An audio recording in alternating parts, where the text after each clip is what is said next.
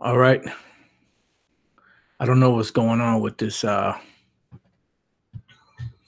camera here, but I'm seeing my screen, and I'm not seeing anything on the screen. Just white. Usually I can see myself on the screen, and even when I switch over to the other screen, I don't see anything. So I don't know if you brothers can see the actual pictures, because I mean, all you need is audio technically, but I would like to be able to share the screen so you could see the scriptures and information. So if you brothers could see something in the video instead of just something white and blank, let me know. I'll just continue on.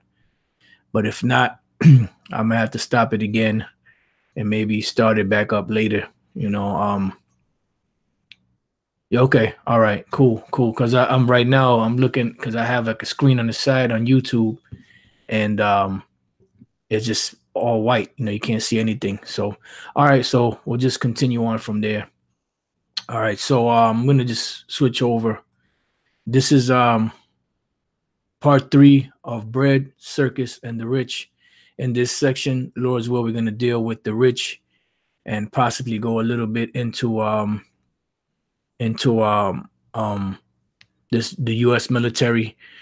But shalom to the Akim on the common board and the Akwath. Yeah, so this is part 3. We dealt with 2 parts already of bread and circuses. How they keep the people entertained through welfare, through these different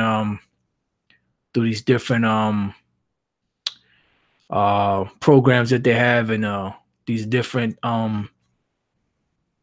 foods that they give these people out there when they go and watch these sporting events, or when they go watch their favorite artists, in the entertainment world, or when they go watch movies, in these different movie theaters. You get your GMO popcorn with the GMO butter or melted margarine, that's fucking you up and clogging you up, with that lousy big tub of Coca-Cola or Pepsi. That's all part of the bread, and circuses. And the second installment, we went into the demise of the Roman Empire and other empires, but mainly the Roman Empire financially, and how they fell financially, and how they devalued the money, and that caused the empire to fall. How they weren't creating enough exports in their country to pretty much sustain their economy. They were outsourcing everything. Here in America, that's what they're doing. And pretty much, these are some of the things that are bringing this place down. And it's all done by prophecy. We're going into events in history that parallel what the scriptures say, and this is the reason why we do it, because we're showing you through historical events and certain things that are happening or that have happened in history are paralleling the same things that are happening here in America, because it's all part of prophecy. There's a certain amount of time that each individual ruler of an empire rules for, and then they're brought down. As a matter of fact, let's start off with that. Job chapter 14, verse 5. It says, seeing his days are determined. Why are his days determined? Because the Most High gave him a set time frame that he's not going to pass. H2782, charatazah, to cut, sharpen, decide, decree, determine, maim, move, be decisive, be mutilated, to cut, mutilate, to sharpen, to decide, to be decisive. So basically, they already been determined. It's already been ordered. What has it been ordered through? Through the scriptures. When you read Daniel the 7th chapter and other chapters, but we're just dealing with Daniel the 7th chapter, it gives you a list or prophecies of 4 different empires that were going to rule the earth from that time back then until now. to bring the end of this wicked world, to usher in Yahweh kingdom, you know, and this is what we're waiting for. So seeing his days are determined, the number of his months are with thee. With who? With the Most High. This is why the Most High said, I'm going to get that real quick. 2 Thessalonians chapter 2 and verse 6. And now you know what withholdeth, that he might be revealed in his time. Because back then, during the time of Paul, wasn't the time for this devil to fully be revealed. Because the first part of his fall is what? To be revealed, revelation. And then the second part of his fall is for the Lord to come back and actually bring the destruction after he causes his prophecies to be fully fulfilled.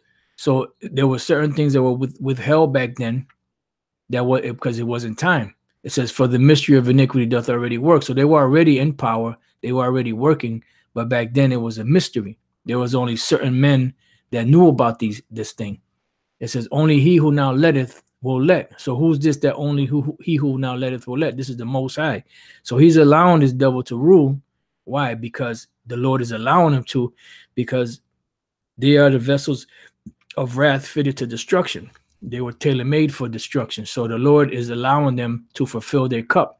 The same thing he did when, before we were able to come out of the land of Egypt, those Amorites and them different Canaanite nations had to fulfill their lot of wickedness before the Lord can kick them out and put us into that land.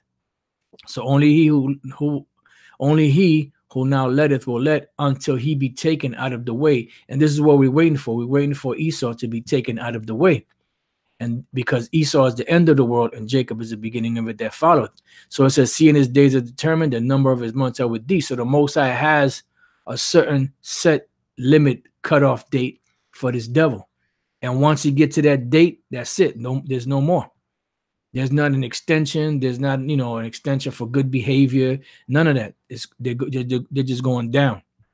Thou has appointed his bounds that he cannot pass. So he can't pass the bounds as far as how much land he's going to conquer. And also he can't pass the bounds as far as how much time he's going to rule, because it's also dealing with time. Let's go to Job 21 and 21. It says, for what pleasure hath he in his house after him, dealing with Esau, the wicked, when the number of his months is cut off in the midst? Why? Because in the middle of this thing, this devil's going to go down. Because the Lord said he was going to bring him down at noonday. What does it mean by noonday? It doesn't mean 12 o'clock in the afternoon, because if that's the case, 12 o'clock in the afternoon, where? In what part of the world? Because there's different time zones. But meaning noonday, meaning at the highest point of his kingdom, you know, because at 12 o'clock noon, that's when the sun is shining the brightest. All right. So Chataza Taza, which is the midst, Chakata Taza, it says to divide, to be cut off, finished, be finished. You know, so this is the time when this devil is going to be finished. All right. When the number of his months is up. All right. So with all that being said, let's go to, because, you know, this devil was given the earth to rule. Let's get that real quick.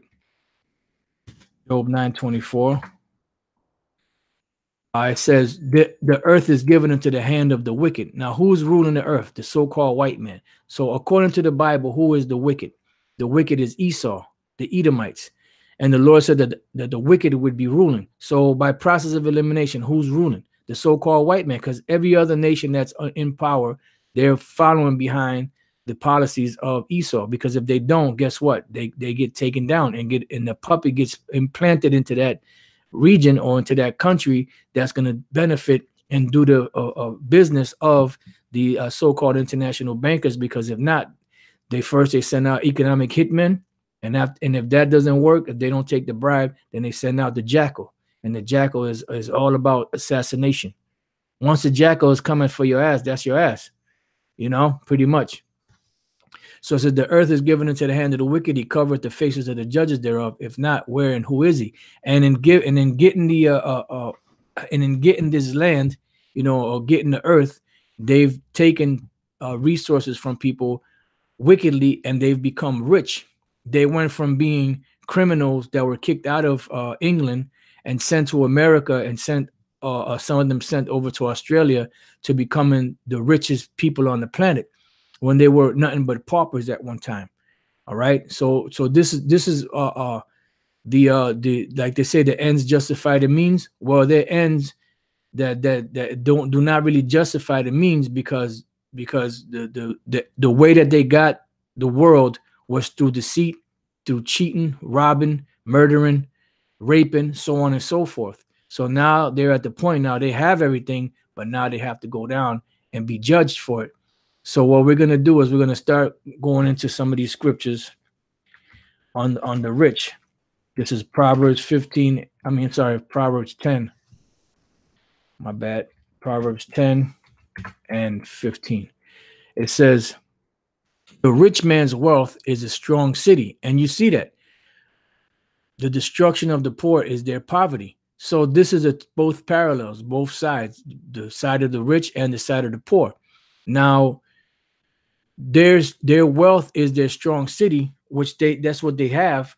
But now, if you notice what they're doing with the actual economy, they're collapsing the economy of the world, because they want to continually, they're willing to take a loss, because they have enough liquid assets and gold and silver and precious stones and all that to be able to withstand a world economic collapse, so that the whole world can be indebted to them, so to speak, to become their slaves. This is why they have what's known as a microchip, or the RFID microchip, which is the mark of the beast, because they want to implant everybody with that, and this is why they're constantly having people to be in debt, so that they can become slaves, because the scriptures tell you that the indebtor, the one that's in debt, they're in debt to the, because if he borrows, he's indebted to the lender, so this is what's happening, and I have that on the list, Lord's will, we can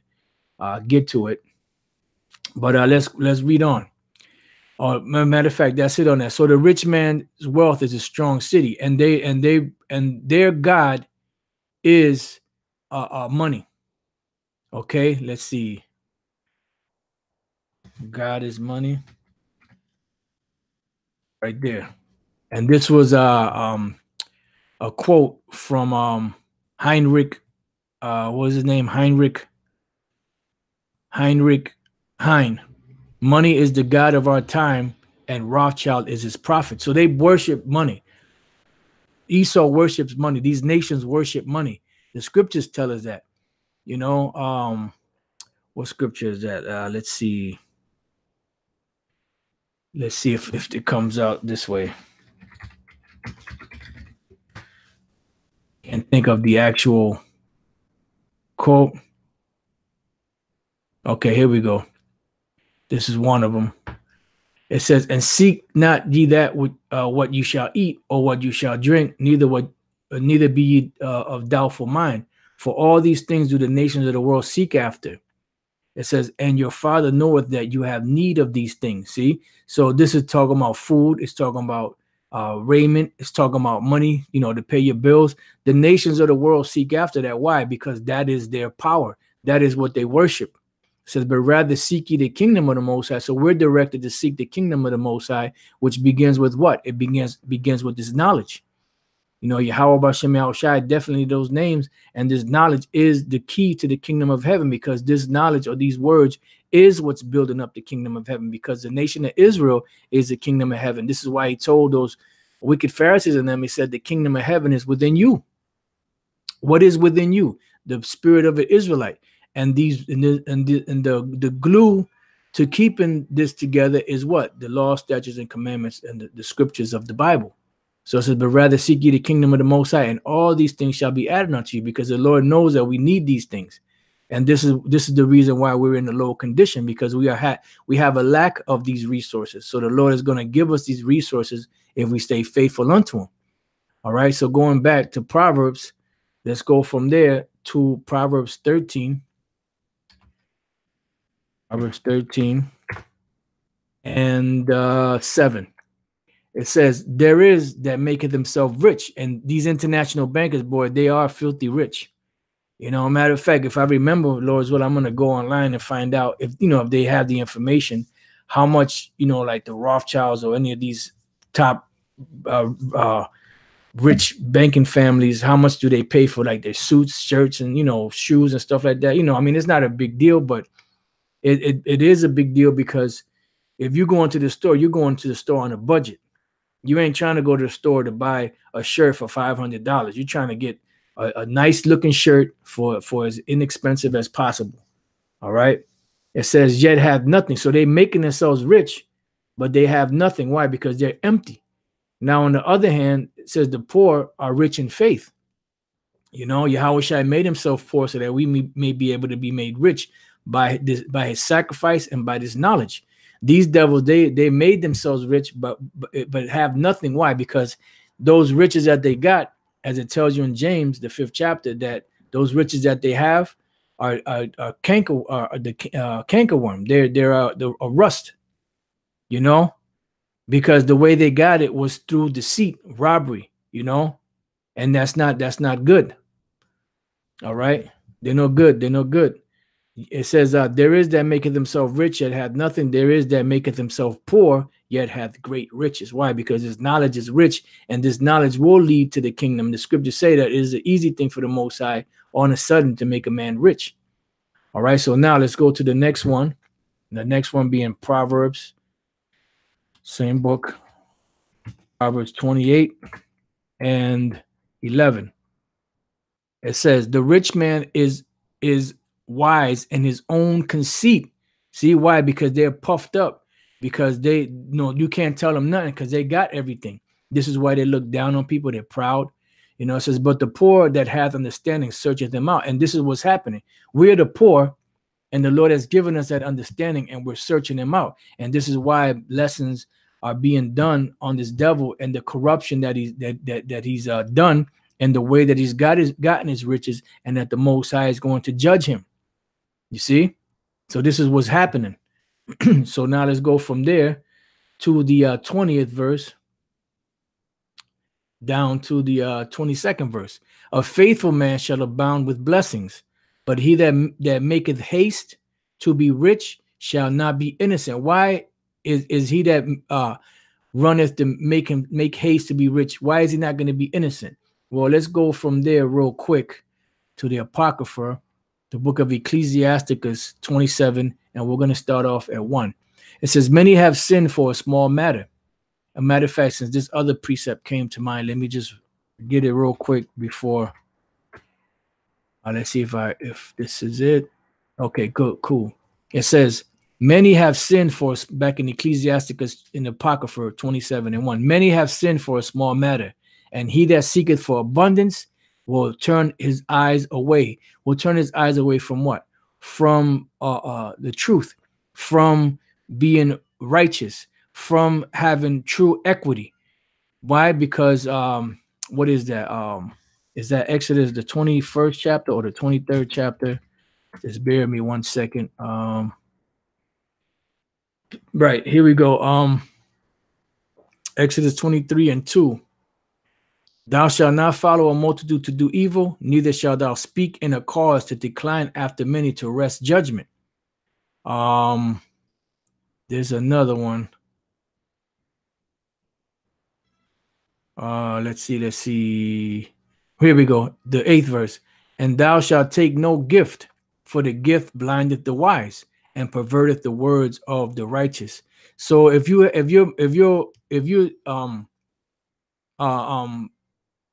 what's the word I'm looking for? If you're consumed with wealth, the way in this society that people get wealth is through deception, corruption, robbery.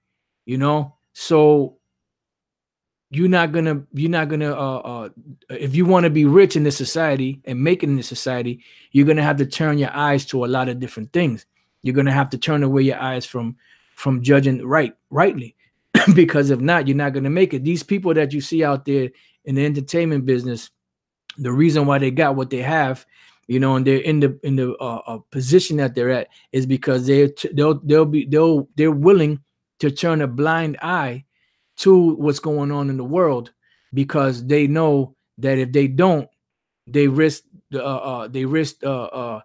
losing everything that they have, you know, and they gave up something, you know, that when they sold their soul, they gave up something, you know, so they can't afford to go against that. And this is why when people do sell their soul and they try to go and bite the hand that feeds them, you notice how they make them look bugged out, they make them look crazy, they lock them up, and eventually if they get too uppity, they kill them. You know, so it says, many have sinned for a small matter, and he that seeketh for abundance will not turn his eyes away. You know, and you know, seeking for abundance, you're gonna keep going forward, and no matter what you have to do, you're gonna do whatever you got to do to get to that goal. See, because the world doesn't have the hope that we have. We have the hope that the Lord Yahweh Bashim Shai is gonna come back and deliver us. It says, as a nail, check this out, as a nail sticketh fast between the joinings of stone. So if you take a nail and you have these two big boulders, you know, and they're touching each other, and you take a nail and you drive it in there, it's going to be pretty hard to get back out of there. So as a nail sticketh between the joinings of the stones, so doth sin stick close between buying and selling, because there's a lot of corruption going on in buying and selling. And this is the reason why the ultimate goal of the international bankers is what? To put a microchip in people to make them perpetual slaves. You know, because this is all corrupt. And the money that they have, let's go here, FRNs, Federal Reserve notes. The Federal Reserve notes that they have are pretty much worthless. This money here that they have, that they call money, is pretty much worthless. You see? And this is all corrupt. And this is a money-making business, money-making business for these international bankers. This is why it says that so doth sin stick close between buying and selling. And also, when you're buying and selling stuff, you can also cheat. You know, because there's a lot of people that cheat in buying and selling. Like I tell this story every once in a blue moon that I went to this I bought I think it was a 3-pound or 5-pound bag, probably a 3-pound bag of potatoes or something like that. And when I got it home, this was years ago, and I opened it up, there was a rock in there. You know, and that rock it added weight to the what you call it. So pretty much they gypped me. You know, but this is what they do, but they do it more subtle, and that's through this money. Because when you go to the law, which they have the Bible, they have no excuse. When you go to the law, Leviticus 19th chapter, the law directs you on what real money is. You know, which other scriptures say is silver, gold, cattle, land, so on and so forth. But here it tells you how to deal with this money, because you have what was known as weights and measures, you know, and you have, back then when they had the gold and the silver, they had balances, you know, and weights and measures that they would measure out, you know, how much, you know, this is it right here. See, these are weights. And then what you would do is you would put this weight, let's say this is a 10-pound weight or a 5-pound weight. You would put it on this side of the scale, right? And then you would put the gold on this side of the scale. And when it evened out, then you knew that, okay, that's 5 pounds of gold, or that's 10 ounces of gold, or that's 10 ounces of silver. But in this society, they don't have that, because this FRN has no value. Because when you look at the term dollar is a measurement. The term dollar is a measurement.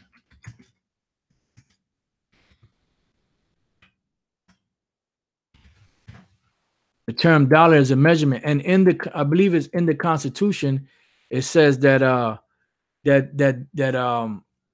money shall be expressed in dollars. Let's see if that comes up. If I'm not mistaken.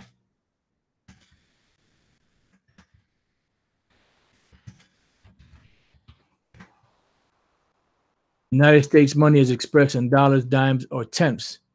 Let's see. Title 31, see, of the United States Code.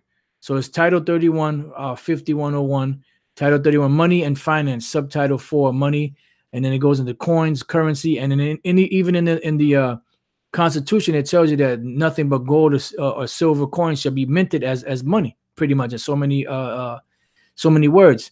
All right, so Section 5101 or subsections, decimal system. United States money is expressed in dollars, dimes or tenths, cents or hundreds, and mills or thousands. A dime is a tenth of a dollar. A cent is a hundredth of a dollar. And a mill is a thousandth of a dollar. So when you go here, what is a dollar? An historical analysis of the fundamental question in money and monetary policy. Let's see. Just want to get to the point.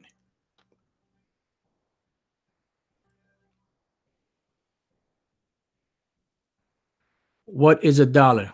The question, what is a dollar, may seem trivial. Everyone knows that a dollar is, or at least almost everyone thinks he does. In fact, however, very few people could correctly define a dollar, and even fewer know why a correct definition is vital to their continued economic and political well-being.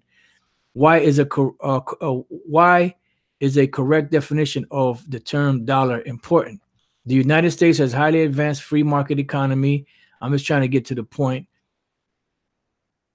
But, you get the point. Pretty much the term dollar was just, this seems like a really, really good, what you call it. Let me just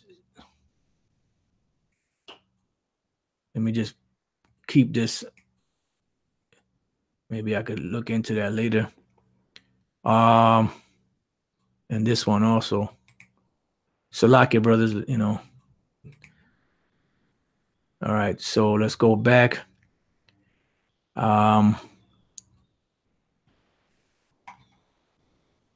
Right, so listen, the most common way to measure a bilateral exchange rate refers to the value of one currency relative to another.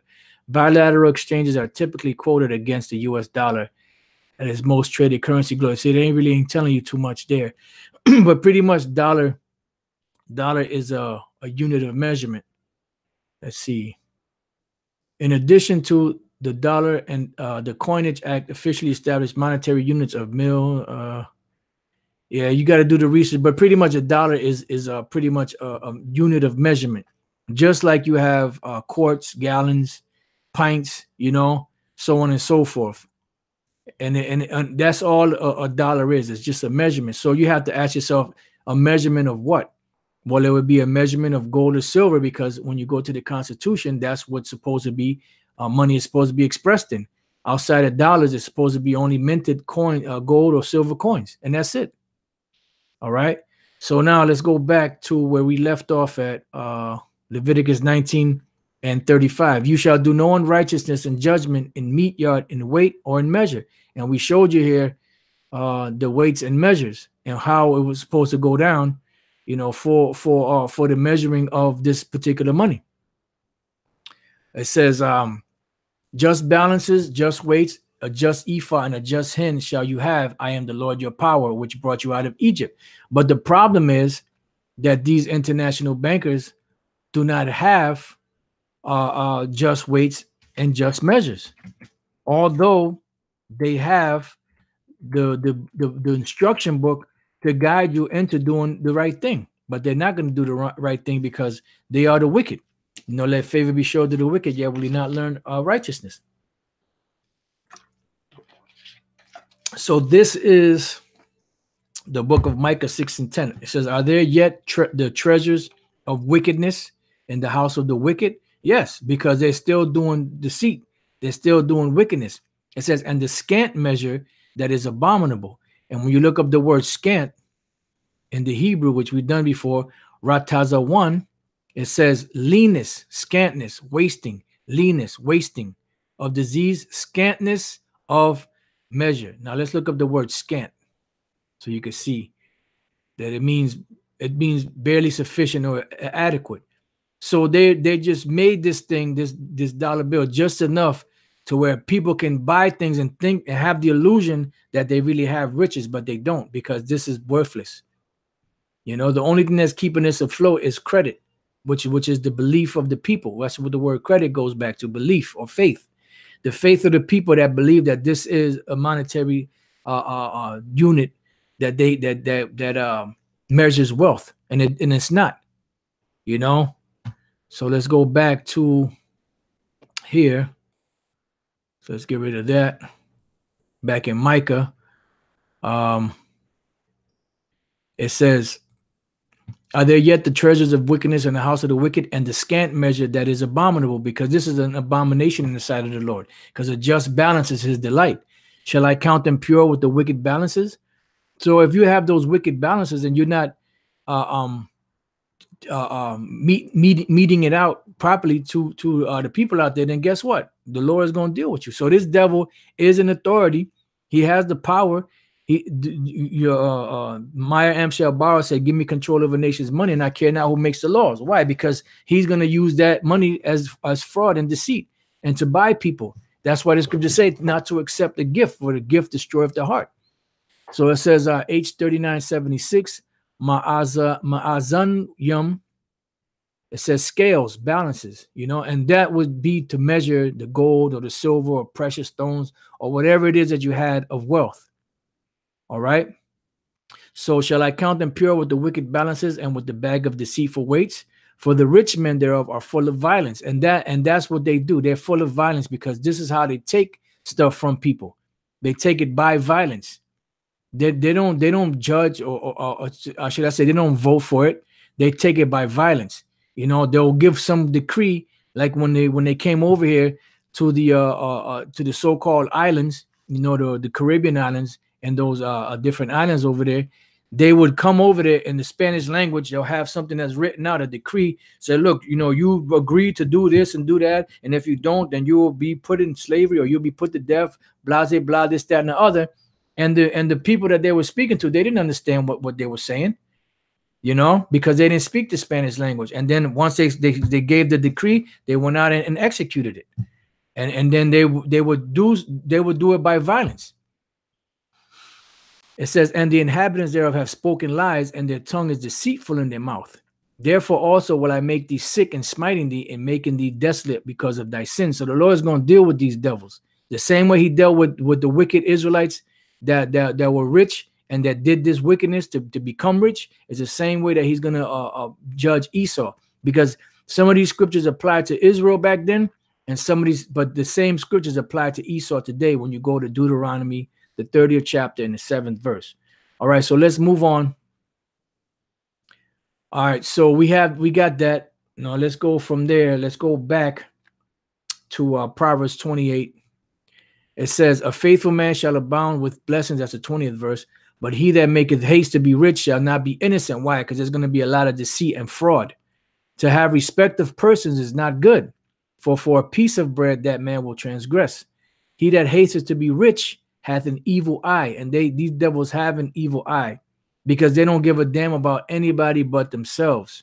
You better believe when they sending so-called humanitarian aid to a country to help the poor of the people, they're only sending that money in there because that money is being funneled from one hand of the American public's taxes to the hand of American corporations in that land to be able to build up American businesses in that land so that they can cultivate that land, do what they got to do, and eventually get the profits back into the hands of the international bankers, you know, and it's just an ongoing cycle. And consider it not that poverty shall come upon him. Why? Because eventually what they're doing is going to turn around to bite them in the ass. Let's go from there to Lamentations chapter 1 and verse 21. It says, they have heard that I sigh. There is none to comfort me. And there's nobody to comfort Israel, the so-called Negroes, Latinos, and Native American Indians. All right. All mine enemies have heard of my trouble, and they know that we're in a low condition, and they continuously keep us down. They keep beating us down. Like it tells you in the parable of Lazarus and the rich man, you know, that the dogs lick the sores of Lazarus. That's these different nations that have their hands in Jake's pockets. you know, and they see us in a low condition, destitute, but yet they're getting the last little bit of money out of us through that bad fried rice and pork ribs and all that other GMO crap, you know, that they sell. It says, all mine enemies have heard of my trouble. They are glad that thou hast done it. And they're glad that we were brought down to a lower state. When you read the second chapter of the same book, matter of fact, we're going to get to it. Let's get that real quick. And I'll come back to this. Let's get Lamentations. Matter of fact, next chapter, Lamentations 2 and 14. It says, I'm sorry, 15. All that pass by clap their hands at thee. This is the different nations. They hiss and wag their head at the daughter of Jerusalem, saying, is this the city that men call the perfection of beauty? Because at one time we were great. Remember, the Lord made us a royal people. But now we're exiles. We're paupers. We're at the bottom. We're like the servants when at one time we had servants. So it says, this the city that men call the perfection of beauty, the joy of the whole earth. So they pretty much mock us, because the scriptures say in the curses that we were going to be made we were going to be made a proverb and a byword. It says, all thine enemies have opened their mouth against thee. They hiss and gnash their teeth. They say, we have swallowed her up. Certainly this is the day that we look for. We have found, we have seen it, because all of these nations have been in cahoots against the nation of Israel, the so-called Negroes, Latinos, and Native American Indians, when you go to the scriptures, such as Psalms, the 83rd chapter, and others. All right, so now let's go back to the Lamentations 121. It says, thou will bring the day that thou was called, and they shall be like unto me. So now there's gonna be a role reversal. They're gonna go to the bottom where they belong, and we're gonna go back up to the top, you know, because we are the la creme de la creme. All right. It says, hey, shalom to the brothers out there in the West Indies and Australia and all around the world, out there in Hawaii, you know, shalom to you, to you, Akim, and to everywhere on the planet, here in America and abroad. Shalom. So Proverbs 28 and 22, he that hateth to be rich and hath an evil eye, and considereth not that poverty shall come upon him, because they're going to be like unto us. They're going to go into a status of their movie Trading Places. You brothers that haven't seen that movie, the younger brothers that haven't seen that movie, I suggest you get that movie and watch it. Trading Places with Eddie Murphy and Dan Aykroyd. That's a very good movie. It was produced by Aaron Russo, and it pretty much shows you a role reversal of Esau taken out of the rich estate and brought to poverty, and he was losing his mind. He didn't know what the hell to do, And then they took the Jake out of a low condition, poverty, and put him into greatness, into riches. All right. So now let's see where we're at. So let's move on to Jeremiah 9 and 23. And this is why the Lord, matter of fact, Salakil, Jeremiah 22 and 13. Woe unto him that buildeth his house by unrighteousness. And this is how America has been built up and the world. When you see these international bankers and living it up how they are, know that they got all that by deceit, by fraud, and by robbery. So it says, woe unto them, or destruction unto them that build their house by unrighteousness, and his chambers by wrong, that useth his neighbor's service without wages, and giveth him not for his work. And they did that because the so-called Negroes, right, which are the tribe of Judah, and you have Benjamin and Levi, mainly Judah that was here in the soil, on the soils of America. They've built up this country. They were in slavery for over 250 years, and they received nothing, no payment for that. Then you have the Aborigines, because you have some Judites out there that think that only the so-called black people are Israelites, which is a farce, which is a lie, because you have the so-called Latin tribes, or the so-called Indian tribes that were receiving the same treatment before they even got here, before the Southern Kingdom got to the soils of America, and they helped build up this devil's kingdom without any services or any wages. They were in slavery. They had their lands taken away, their women raped, their children destroyed and killed, so on and so forth. So now this devil has to pay for that. All right, now let's go from there to Jeremiah, because these devils are proud. They're boastful, right? This is Jeremiah chapter 9. They brag about this stuff. They won't do it out in the public, but they brag about this stuff, man. We read about it in Lamentations, the 2nd chapter. Jeremiah 9:23. Thus saith the Lord power, Yahweh Bashem Yahushai. Let not the wise man glory in his wisdom, neither let the mighty man glory in his might. Let not the rich man glory in his riches. You know, this is dealing with Israel, but these devils are glorying in their riches. But guess what? This glorying that they're doing is not good, because it's going to cause them to go down. Now let's go to the Apocrypha, to the book of Sirach, or Ecclesiasticus chapter 8 and verse 2. It says, it says, be not at variance with the rich man, lest he overweigh thee. For gold hath destroyed many and perverted the hearts of kings. So this gold, the greed that these devils have for gold and for bringing everything unto themselves, it has destroyed them and perverted their hearts. And this is why the Most High said in Isaiah, the 19th chapter, in the 14th verse, because remember, America, even though these devils control the whole world, America is like their capital, because this is how they use this is the place that they use to get control or gain control of the whole world. This is Isaiah 19:14. The Lord hath mingled a perverse spirit in the midst thereof. So the Lord hath mingled a perverse spirit here, because these devils are perverse in the way that they got the world, but also they're pushing an agenda of homosexuality, lesbianism, transgender, pansexual, you know, and every other pedophilia and every other immoral thing you could think of. You see? Because they're pushing the world into believing the things that they believe. They're getting into the things that they get into. You know, and this whole political system, entertainment world, and everything that you see is all run by a bunch of goddamn pedophiles, you know, and immoral people that are pushing the agenda of the international bankers of this one world agenda, which consists of freakism. It's all wicked, man. It says, and they have caused Egypt to err in every work thereof, because Egypt, America is known today as spiritually known as Egypt. When you go to the book of Revelation, the 11th chapter, it's spiritually known as Egypt.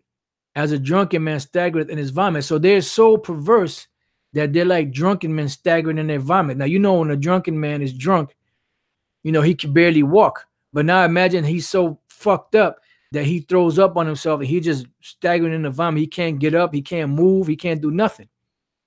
So that's how America is. And that's how these international bankers are. They're so steeped in that perversity or perverseness that they can't get out of it. You know? So now let's go from there back. Well, we already read this in Jeremiah, not for the rich man, not to glory in his riches. So now let's get another series of scriptures on the rich in the book of Sirach. So now we're going to go from there to the 11th chapter. Go to the 11th chapter, and the we're going to jump around a little bit. Not like the house of pain, but we're just going to jump around. 14, prosperity and adversity, life and death, poverty and riches come of the Lord. So everything that you see comes of the Most High, because he said it is an easy thing for the Most High to make a man on a sudden rich. But the blessing that Esau got goes back to what? To the sword. He's going to get the fatness of the earth by the sword. So he's going to take it by fraud. He's going to take it by violence. He's going to take it by force. See? Let's see what by force.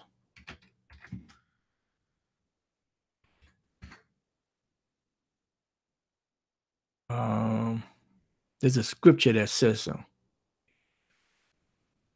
Okay, Matthew 11 and 12. And from the days of John the Baptist until now, the kingdom of heaven suffereth violence, and the violent take it by force. And they have taken it by force. You know, they have accomplished that. So going back to Ecclesiasticus 11 and now the 18th verse, it says, there is that waxes rich by his weariness and pinching. And this is his This is the portion of his reward, I guess you're supposed to read. And this is the portion of his reward. Now let's jump from there to the 21st verse. Marvel not at the works of sinners, but trust in the Lord Yahweh Bashem El Shai and abide in thy labor, because this is what we're supposed to do. No matter what's going on in the world, scriptures say, be not envious at the prosperity of the wicked. So we're to abide in our labors when all of this stuff is going down. For it is an easy thing in the sight of the Lord on the sudden to make a poor man rich, and that's what's going to happen. All of this wealth that you see these devils have is going to be transferred over to us. I'm gonna get that next. Let's see. I already got that over there, so let me bring this over, and let's go to where was I gonna go? Oh, Salaki, not there. You know what? Let me leave that there. Let me open up another tab and go to the Apocrypha. I had this on the list later, but let's get it now. And Lord's will, you know, there's another point in here that if the Spirit allows, we can get. This is Ecclesiasticus and the Apocrypha 10 and 8. Because of unrighteous dealings, injuries, and riches got by deceit, the kingdom is translated from one people to another. What does it mean to translate? It means to take from one hand and put it into another. Like for instance, you have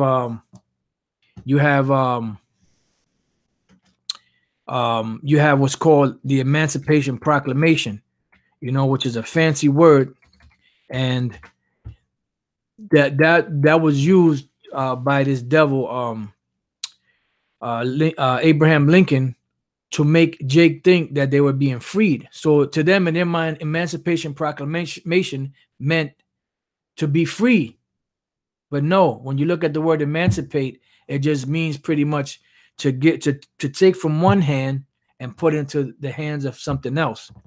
See, translate, express the sense of word or text, another language, move from one place or condition to another. And that's exactly what happened with the emancipation. See if it'll come up.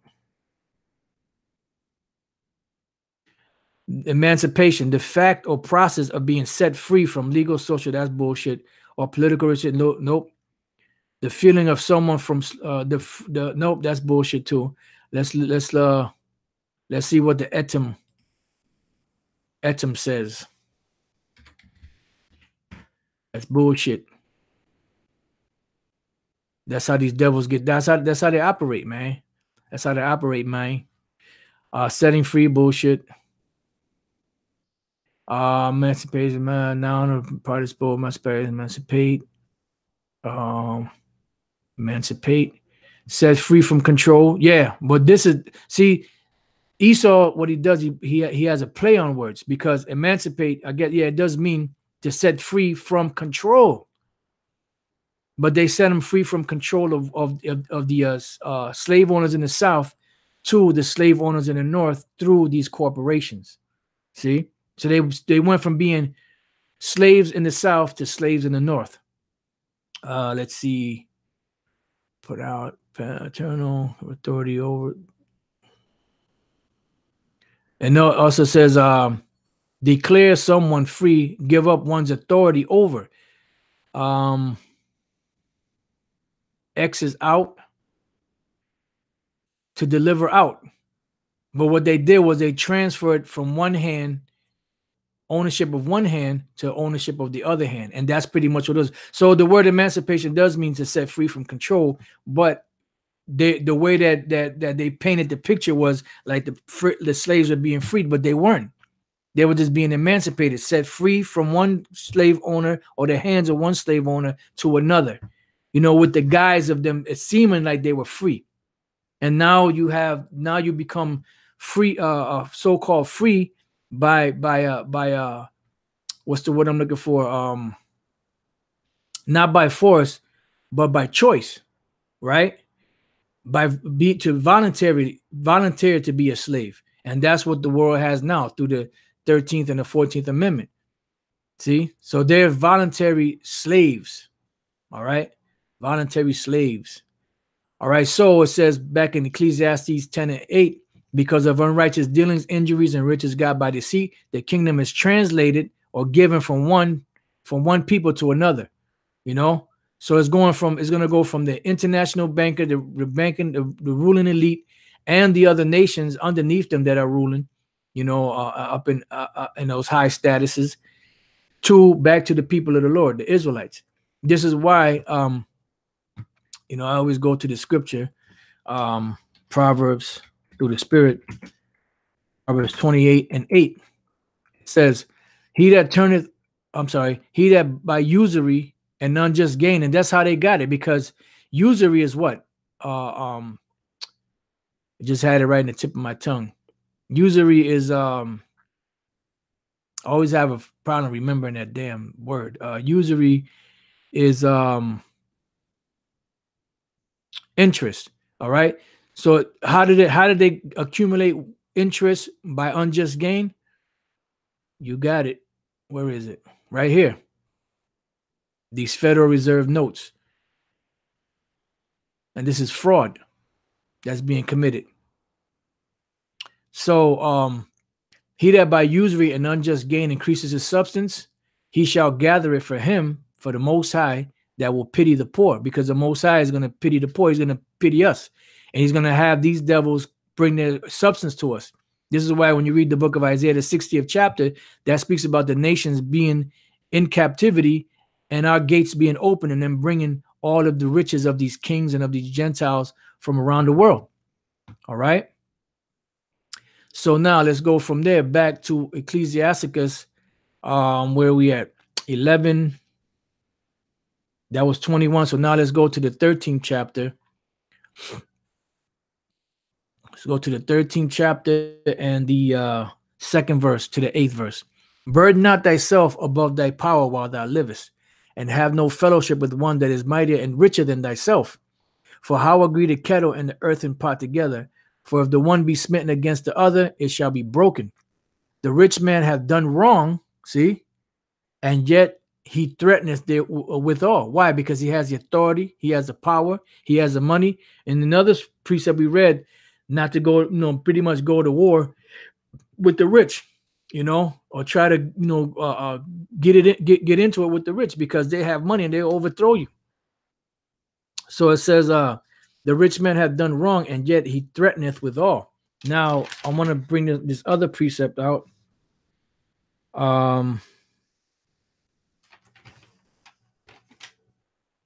That'll be Proverbs the 8th. Okay, we got it there. Proverbs the 18th chapter. These devils are proud. That money makes you proud, and it tells you that in the scriptures. That money makes you proud. Proverbs 18:23. The poor uses entreaties, but the rich answereth roughly. See, so here it is. There's another. I don't know if it's that one in Ecclesiastes, the 13th chapter, where it tells you that the poor is done wrong, but he still has to entreat. He still has to bow his head and eat shit, so to speak, even though he's the one that's being done wrong. The scriptures even say, even the needy or the poor, even when he speaketh right, we're still persecuted. So it says the poor useth entreaties, but the rich answereth roughly. So going back to Ecclesiastes 13:2, the rich man hath done wrong and yet threateneth withal. The poor is wrong. Oh, it's right here. The poor is wrong, and he must entreat also. Has to bow down, has to be humble, even though he's the one that's being fucked over. If thou be for his profit, he will use thee. And that's why you have these Uncle Toms that sell out for a piece of bread, that sell out for uncertain riches, and they're useful to this devil for a while. But if thou have nothing, he will forsake thee. So then once they accomplish what they needed with you, they'll kick you to the curb like they did those Gadite scouts. And it tells you that in 2 Ezra, the 16th chapter. They that consent unto them shall be had in derision. It says, if thou have nothing, he will live with thee. Yea, he will make thee bear and will not be sorry for it. See? If he have need of thee, he will deceive thee and smile upon thee. So when these devils are smiling, see, Jake is in they're simple. They're in their simplicity. You know, which we always there. You know, you look at these devils, they smiling at you, you thinking they're cool. Nah, that's just that's their power outside of the sword. Their power is deception. They will deceive you to get what they need, and once they get what they need, guess what? They kick your ass to the curb. How do you like them apples? And put thee in hope. See, and he will he will speak thee fair and say, what one is thou? So he'll give you whatever you want. You know, that's why the apostle of the Gabar always quotes that saying, the devil is a gentleman, you know, or the prince of darkness is a gentleman, even though that's dealing with Satan himself.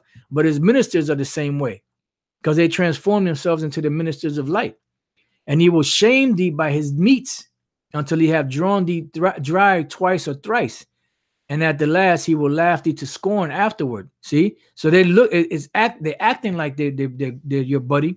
That's why it says, trust not in thine enemies, for as rust, as iron rusted, so is his wickedness. You know, it says, when he seeth thee, he will forsake thee and shake his head at thee. Beware that thou be not deceived and brought down in thy jollity. You know, because you're here that you're being simple, laughing and cooning for this devil, and all of a sudden that's going to bring your demise, because they don't give a damn about you. All they give a damn about is themselves and making that wealth. This is why they're trying to accumulate the wealth of the earth, which they pretty much have most of it. And the final analysis of it is they want to chip everybody, which is that mark of the beast. They want perpetual slaves. All right, now we're jumping down to the 19th verse to the 24th verse. It says, as the wild ass and the lion's prey is the lion's prey in the wilderness, so the rich eat up the poor. And that's all they do. They said that the gap between the rich and the poor is getting bigger and bigger. It said this time now is the worst that a gap between the rich and the poor has been ever in history. As the proud hate humility, so does the rich abhor the poor, and they'll avoid the poor at all costs. A rich man beginning to fall is held up of his friends, but a poor man being down is thrust away by his friends. When a rich man is fallen, he hath many helpers. He speaketh things not to be spoken, and yet men justify him. Why? Because because of that money. That's why it says a gift destroyeth the heart. The poor man slipped, and yet they rebuked him too. He spake wisely and could have no place. So even though the wise man was poor man will speak wise words, he'll still be despised. When a rich man speaketh, every man holdeth his tongue, and look what he saith. They extol it to the clouds, even if it's bullshit. But if the poor man speak, they say, what fellow is it? Who the hell is this guy? Who the hell is this airhead? And if he stumble, they will help to overthrow him. See, riches are good unto him that hath no sin, and poverty is evil in the mouth of the ungodly. All right, so now, moving on, let's go to the 14th chapter.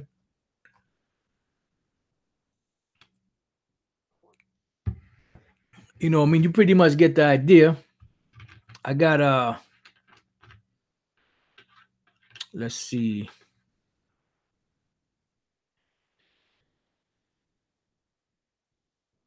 Okay, this is the 14th chapter in the 3rd verse. Riches are not comely for niggard, which is Esau. And what should an envious man do with money? Now let's go from there to the 18th chapter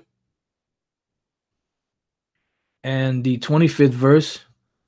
It says, when thou hast enough, remember the time of hunger. And when thou art rich, think upon poverty and need, which these devils are not thinking about. That's why they're going to have a rude awakening. All right, now this is Proverbs, looks like Proverbs 21. Let's see if that's the one. Proverbs 21 and 4, is it? To terrify and do wrong will waste riches. Ooh, this is it, yeah. So it says to terrify and do wrong will waste riches. Now, what does that bring to mind? How these devils have their military all over the world, all over the earth. Let's see. I want to, because there's another precept that goes with this. I'm just trying to see if Well, this is how they terrify the world, and this is wasting riches, man. That they were saying, I'm not sure what year this is, it had to be recent, that there's $1.2 trillion wasted on military. It far exceeds anything else. That's like one of the top bills, for lack of better words. The top expenses is on the military. $1.2 trillion. It may be even more than that. And this is, and why is that? Because as we read here, to terrify and do wrong will waste riches.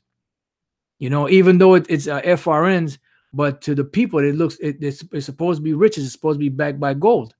So it's wasting riches when they have all these military bases all over the world. Now, they're saying here that they have military of the United States is deployed in more than 150 countries.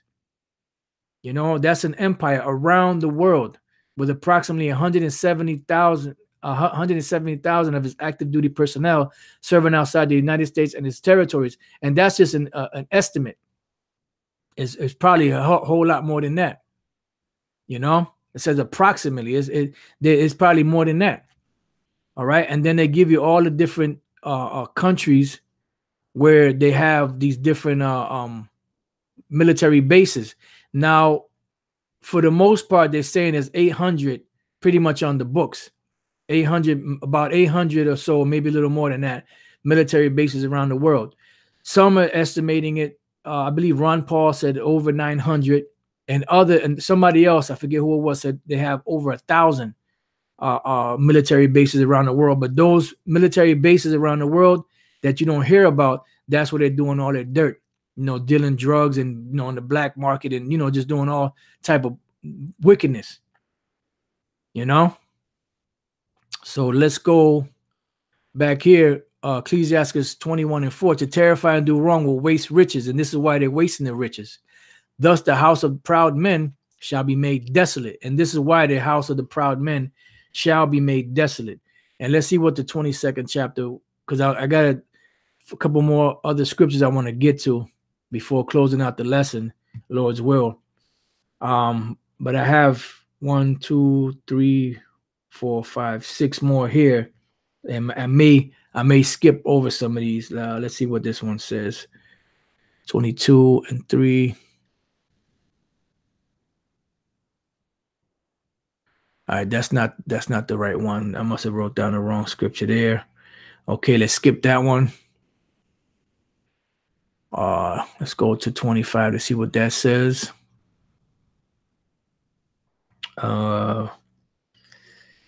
25 and 2. Yeah, that okay. Let's skip over that one. Sirach 31 and 1. We're gonna skip over that one because that's kind of long. Let's see. Sirach 37. Come on now. And 6. So let's see what that says. Okay, now that's going into something else. Let's see. The last one I have here is the 40th chapter, and let's see.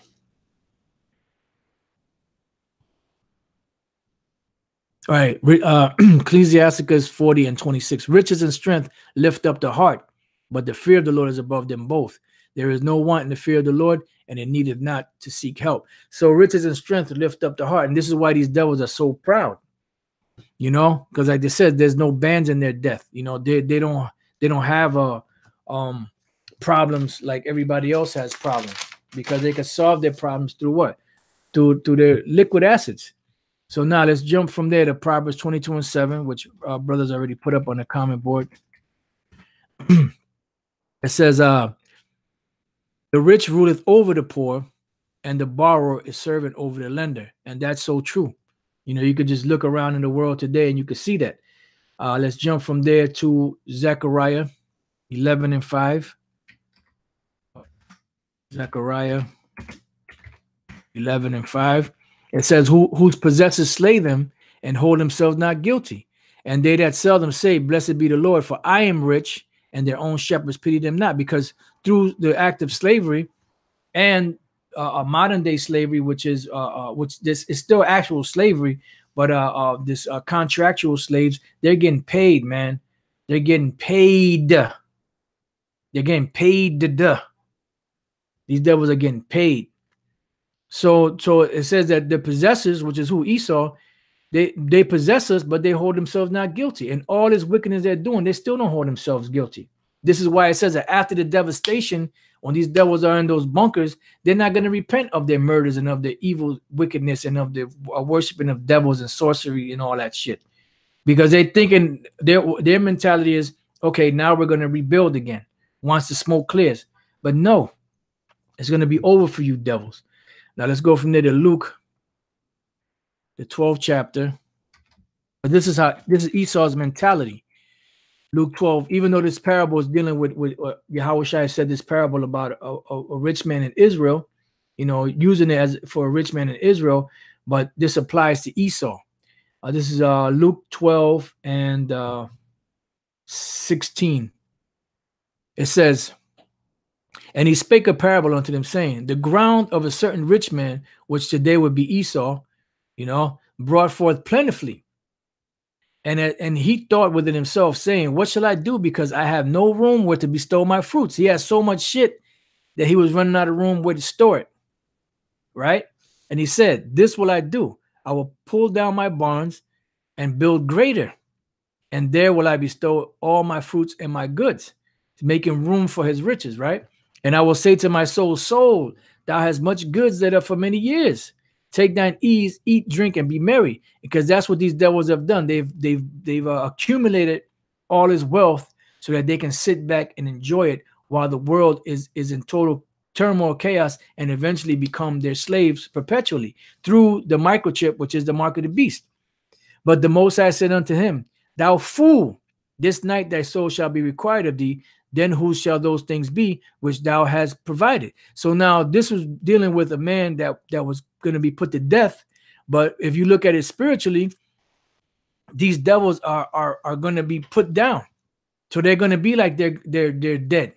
That's why the scriptures speak about in Isaiah 14, it raises up the dead to thee, because the nations at one time were dead, and Esau was the one that was really ruling. But now these devils are ruling. They're going to be in a dead state. and all of those riches that they've accumulated is going to be transferred over to us, as we read in Ecclesiastes 10 and 8, and as we read in the book of Proverbs 28 and 8. All right, now let's go from there. Got a couple more precepts. So the Lord required his soul. So he's saying that his soul is merry. He's going to take pleasure. He has stores laid up or goods laid up for many years, right? Let's go to Habakkuk chapter 2 and 9. It says, woe to him that coveteth an evil covetousness to his house, because you didn't get these riches by right. These are ill-gotten gains that you have, that he may set his nest on high. And this is what they've done. They set their nest on high financially, that he may be delivered from the power of evil, so that nothing can touch him. So whatever would come to harm him, he is able to, with his money, to be able to pay it off. Whether it be food or whatever. Thou hast consulted shame to that house by cutting off many people. And that's what they've done. They've cut off many people. And when you go into the history of this devil, that's what they have done. Just in the last 500 years of them being on this side of the world, this is what they have done. It says, and has sinned against thy soul. And the scripture said, what shall the man give in exchange for his soul? So the Lord set this devil up cold, because this devil is tailor-made to be destroyed. And the Lord said that the wicked are made for the day of wrath. All right. It says, for the stone shall cry out of the wall, and the beam out of the timber shall answer, because this destruction is coming, and this devastation is going to knock all these buildings and all this stuff down that he built by other men's sweat, blood, and tears, and didn't pay them. And by fraud. And even when he did pay him, he paid him through fraud, through those wicked balances. So the Most High is going to bring judgment upon this devil. It says, woe to him that buildeth the town with blood, which they have. America has been built up by blood. Down there in South America, Central America, the Caribbean islands, Mexico, Canada, it was all built up and established by blood. Established as a city by iniquity. So what's going to happen? That city is going to be brought down, because the Most High has to bring balance. He has to bring equity. He has to bring an evil plane, you know? I'm sorry, an even plane back. There has to be something that rectifies all of this wickedness that has gone down. And this is why the Lord is going to cause them nuclear missiles to devastate this place, to cleanse this place, and to bring a balance back to the earth. And then these devils are going to go into captivity for a period of 1,000 years. And that's what's going to bring balance once again to the force, you know, back on earth. All right, so now let's go from there to Ecclesiastes in the Bible, the 8th chapter. I got like a couple more precepts and then we can close out. Ecclesiastes 8 and 9. All this have I seen and applied my heart unto every work that is done under the sun. There is a time wherein one man ruleth over another to his own hurt.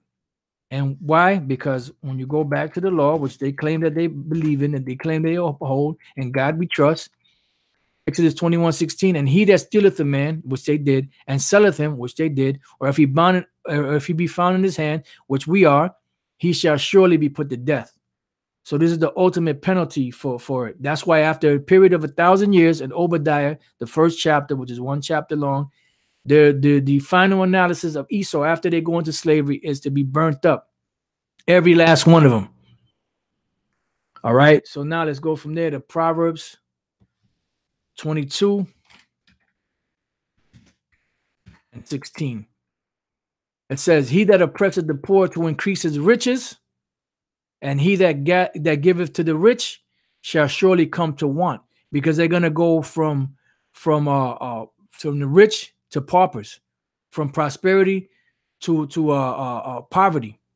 You know, the P, from prosperity to poverty.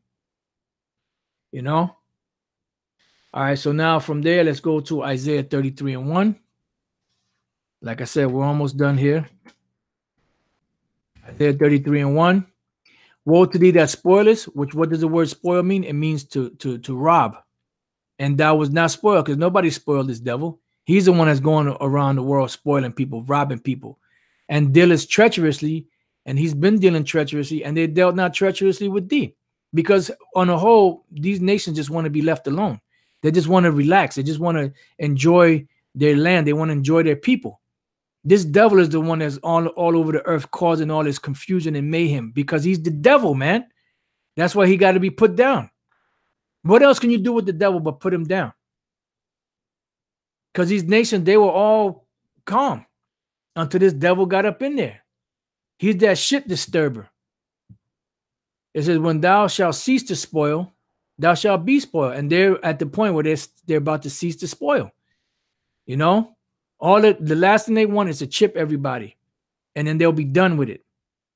You know, but that's not going to happen. They're going to get certain, amount of people, a lot of people, but then the Lord is going to come in the midst of that. And when thou shalt make an end to deal treacherously, they shall deal treacherously with thee, because this is going to be your judgment, and you're going to pay double for what you did. All right. Let's go from there. I'll go to this last precept. You brothers get a chance, you could read the book of James, the 5th chapter, which speaks about the rich man. Job 15 and 20 to the end.